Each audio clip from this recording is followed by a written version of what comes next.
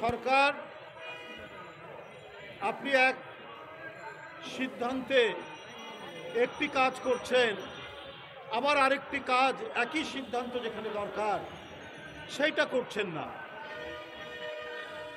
শাহরিন ইসলাম তুহিন আমাদের ছোট ভাই তুল্য।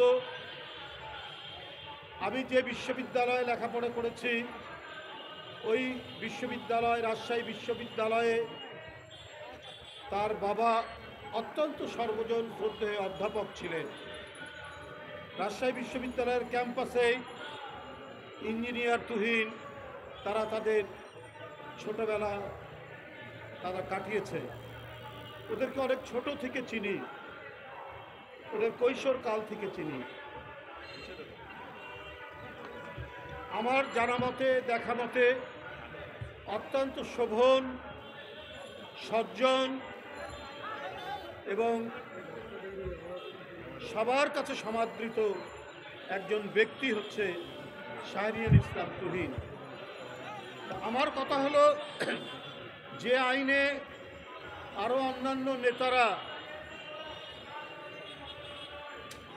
যে সিদ্ধান্তে অন্যান্য নেতারা রেহাই পেয়েছেন সেটা তো একই সিদ্ধান্ত। জামাতের নেতা আবু তাহের ভাই, ডাক্তার তাহের ভাই এবং আরও অন্যান্য নেতারা যারা রেহাই পেয়েছেন, আজকে শাহরিয়ার ইসলাম তুহিন সে কেন রেহাই পাবে না? তার দুইটি মামলা, একটি ইনকাম ট্যাক্স দিয়েছে আর একটি দুদক।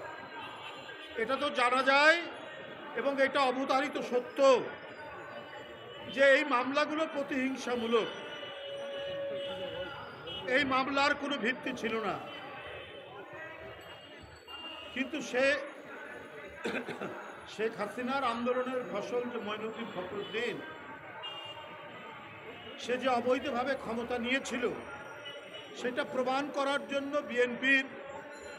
বিএনপি সমর্থক কিছু নেতৃবৃন্দকে জনগণের সামনে কলঙ্কিত করার জন্য তারা নানা পদ্ধতি অবলম্বন করেছিল। তার মধ্যে মিথ্যা মামলা,